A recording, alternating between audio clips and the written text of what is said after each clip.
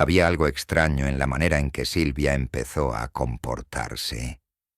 Todo comenzó un par de meses después de que cumplieran 17 años. En un principio pensé que era la típica etapa de rebeldía adolescente, una fase de crecimiento y cambios que muchos padres pasan por alto. Pero pronto me di cuenta de que no era algo tan simple. Silvia había dejado de ser mi hija en muchos aspectos. La misma niña extrovertida y alegre que se pasaba horas hablando de sus sueños y sus amigos ahora apenas intercambiaba palabra conmigo.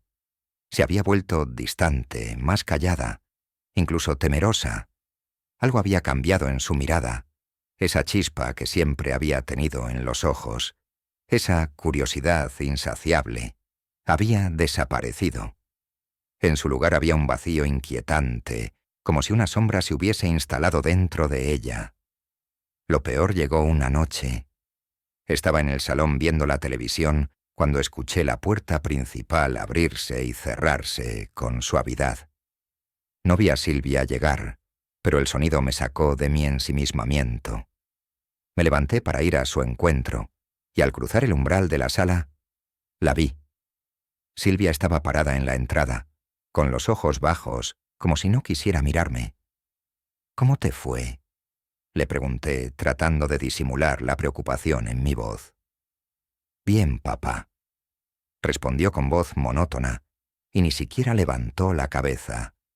No había emoción en sus palabras, como si le costara más que nunca interactuar conmigo. Fue entonces cuando lo vi. Un joven de cabello oscuro y corto, algo desarreglado, estaba parado detrás de ella, en las sombras del pasillo. Me pareció extraño que no hubiera oído sus pasos. No lo había notado entrar. La figura del joven estaba extrañamente difusa, como si el aire a su alrededor se distorsionara. Estaba demasiado quieto, como si estuviera esperando que algo sucediera. «Papá, este es Gabriel», dijo Silvia sin mucha convicción. Gabriel. Ese nombre resonó en mi cabeza, pero no tenía idea de quién era. Gabriel levantó la vista, y aunque su sonrisa era educada, algo en sus ojos me inquietó. Había algo oscuro en su mirada, algo que no cuadraba. Era como si no perteneciera a ese mundo, como si estuviera demasiado consciente de algo que yo no entendía. La conversación fue breve, y Silvia me pidió que no hiciera preguntas. No fue necesario decir nada más, pues yo ya había sentido en lo más profundo de mi ser que no quería conocer a ese joven. Desde esa noche, las cosas empeoraron. Silvia comenzó a salir más a menudo, y siempre que regresaba, había algo raro en ella, algo que no podía identificar. Su risa, que antes solía ser clara y brillante, ahora era contenida, tensa, y cada vez que mencionaba a Gabriel, su tono cambiaba, su rostro se endurecía. Decidí seguirla una noche. Necesitaba saber con quién se estaba involucrando, quién estaba cambiando a mi hija, y por qué todo en ella parecía estar distorsionándose. Era algo que no podía ignorar más. La vi salir al caer la noche, vestida con ropa oscura, más adulta de lo que debería ser a su edad. La seguí discretamente, manteniéndome a una distancia prudente, sin que me notara. Caminó por la ciudad, y entonces, en una esquina, lo vi. Gabriel. Estaba esperándola, pero no estaba solo. A su lado había un grupo de personas que no me parecían de este mundo. Eran figuras sombrías, cubiertas por capas oscuras que no dejaban entrever sus rostros. Se acercaron a Silvia, y ella no dudó en unirse a ellos. No había duda de que ellos la esperaban, que ella los conocía. Me oculté tras un árbol, observando con creciente horror. Cuando Gabriel la tocó en el hombro, Silvia giró hacia él con una expresión de adoración, como si su presencia la hubiera calmado. Era como si no pudiera ver lo que estaba pasando, como si se hubiera entregado completamente a esos extraños. El miedo se apoderó de mí. Algo mucho más profundo y oscuro que una simple relación de pareja estaba ocurriendo. Sabía que debía hacer algo, pero no tenía ni idea de qué. Esa noche, tras regresar a casa, me sumergí en una búsqueda frenética. Rebusqué en las redes sociales, entre sus mensajes, pero no encontré nada que me diera respuestas. Sin embargo, mientras exploraba una de las fotos recientes que Silvia había subido, algo me llamó la atención. Había una sombra extraña en el fondo de la imagen, una figura que no podía ser parte del entorno. Al principio pensé que era un error de la cámara, pero al agrandar la imagen, me di cuenta de que la figura tenía forma humana, aunque no estaba bien definida. El terror me invadió cuando, al investigar más a fondo, descubrí una historia antigua sobre una secta secreta. Eran conocidos por manipular a jóvenes, especialmente aquellos que atravesaban periodos de vulnerabilidad. La secta practicaba rituales de control mental, utilizando símbolos y métodos oscuros para tomar posesión de las mentes de sus adeptos. Los nombres que encontré entre los miembros eran inquietantes.